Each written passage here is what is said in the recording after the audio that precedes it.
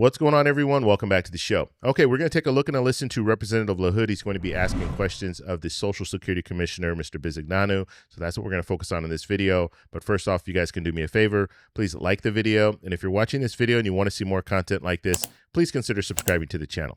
Thank you, Chairman Estes and Commissioner.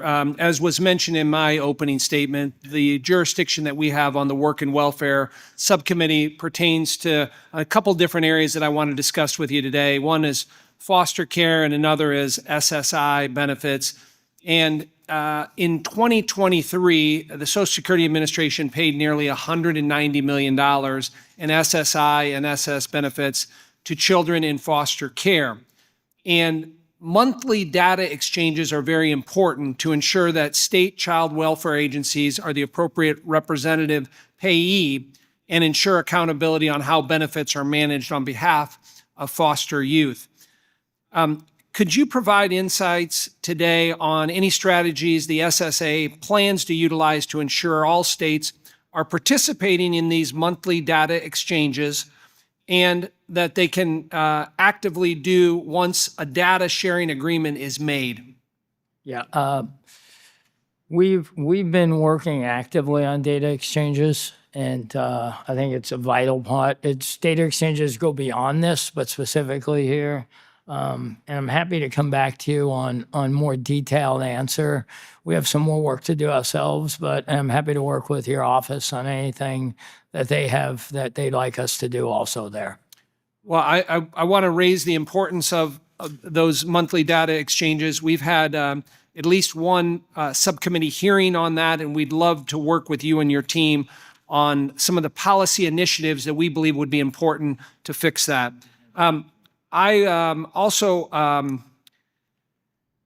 All our government programs, including DI and SSI, need to be better oriented to provide every opportunity for individuals, no matter their disability or their circumstance, to grow their capacity and to be connected to meaningful work. And I talked about this again in my opening statement. In 1999, the Ticket to Work program was created to allow SSI and DI beneficiaries to voluntarily get connected to vocational rehabilitation services and work towards specified employment goals. Despite years of evaluations, GAO found the program was having little to no impact. Commissioner, do you have an update on the status of the Ticket to Work program, and is there something you will work on with the committee to see how we can improve this legislatively or administratively? We talked about it this week inside SSA. I'm happy to work with, and you have a commitment from us to work on this with you. I think an overriding issue is, which I'm sure you're well aware of. We would like to be able to help as many people as much as possible, get more people to work in things they can, and Ticket to Work hasn't performed as we expected. But I think there's things we could do, and I don't think we should quit on it at all, but we should work together on how to get it right. Well, we appreciate that. As you're well aware, there's 7 million unfilled jobs in the country today. Right. And excuse me, look forward to working with you on this program. I yield back. Okay, so that was Representative LaHood asking some questions. That last part there, he's talking about the Ticket to Work. And that's something that we're seeing. So we already saw that in the big, beautiful bill with Medicaid, people who are able-bodied need to go back to work, all that kind of stuff. And so we're going to hear more of this talk in the future. They're going to want people who are receiving SSDI, people who are on SSI, getting these people back into the workforce. As he stated, the 7 million new jobs that are open, or 7 million jobs that are vacant right now. And so they can fill some of those jobs by having, I don't want to say forcing people to go back to work, but making it uncomfortable for them so they will go back to work. And that's kind of, some politicians, they look at it that way. It's, even though you're in a situation where you're receiving disability insurance, like you pay into disability insurance, okay? That's part of when you're working, that's part of the contribution that you're making. That way, if you get to a point where you can no longer work, that is that insurance that you're paying. But you have some politicians, and it looks like LaHood is one of them, that's saying they're just mooching off the system. They're not really hurt, or they're not really disabled. And so you're going to hear more of this. You're going to see more of this when it comes to SSI. Now, SSI, he's tying in SSI with SSDI, which shouldn't be doing, because SSDI is something, as I stated, you contribute when you're working. SSI is money that's coming from the general fund to help people who are disabled. So it's a little bit different. And so I don't like how he puts the two of those together, but SSI also needs to be aware. There could be some more stringent rules when it comes to SSI in the future, just to try to get people to go from SSI into employment where they no longer need SSI. And ultimately that should be the goal, but it's not one shoe fits all. Some people are not going to be able to go back to work. And so that's just a reality that's out there. So I hope you guys enjoyed that. If you guys have any questions, let me know in the comments below. Okay, so before we go, I do want to answer one question. There's a lot of people asking me about stimulus check. Whatever happened to the $5,000 stimulus check that should be going out to the American people as a result of DOGE saving us all this money?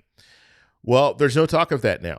Okay, that was talked about 4 months ago. You heard Elon Musk come out and say he thinks that would be a good idea. President Trump came out and said he thinks that would be a good idea. And then it went away. Now, the goal was that they were going to save $2 trillion. Okay, DOGE was going to save the government $2 trillion. And then they revised that to $1 trillion. And then they revised that again to about $150 billion. And now we're sitting around between $150 billion and $200 billion. And now we know Elon Musk, he's no longer heading up DOGE. And so we're not even really hearing about DOGE anymore. So are they really going to be able to save money and provide a stimulus check for the American people? A $5,000 dividend check is what they were calling it. Well, right now, since there's no talk about it, it's not going to happen. And maybe we'll hear more. Maybe they'll ramp it back up next year in 2026, because we know it's an election year, midterm election. So maybe we'll hear more about it then. And maybe we'll see some more politicians pushing for this dividend check. But right now they don't have the money. And even Elon Musk is upset about this whole big, beautiful bill, because it's going to add about $4 trillion to our national debt. And so will they really have the stomach to pass some type of legislation to provide this dividend check either in 2025 or 2026, because it could cost $400 billion or so? And so we'll have to see what happens in the future. But people have been asking me about that, and I just wanted to mention, and look, they're not talking about it anymore. And when politicians get to the point where they're not talking about something, they just let it go. They're not going to talk about it. It's not going to go anywhere. And with the big, beautiful bill, I think this is the only major legislation that we will see before the midterm. We're not going to see anything else. And that is just the way things go. And you had a lot of politicians out there, Speaker Johnson being one, saying, look, we spend too much money. We spend too much money. And then he has an opportunity to make cuts. He has an opportunity to pay down our national debt. And what does he approve? He approves the big, beautiful bill, which adds to the national debt. And so we're going in the wrong direction when it comes to that. But I just wanted to mention that. You guys are asking those questions. If you guys have questions, just make sure you put in the comments below. You can also send me an email, david@thetecshow.com. So that's all we have for this video. Make sure if you guys want to send me an email, you can do that, david@thetecshow.com. Like the video, subscribe for more, and check out these videos over here for some more great content. Talk to you later. Bye.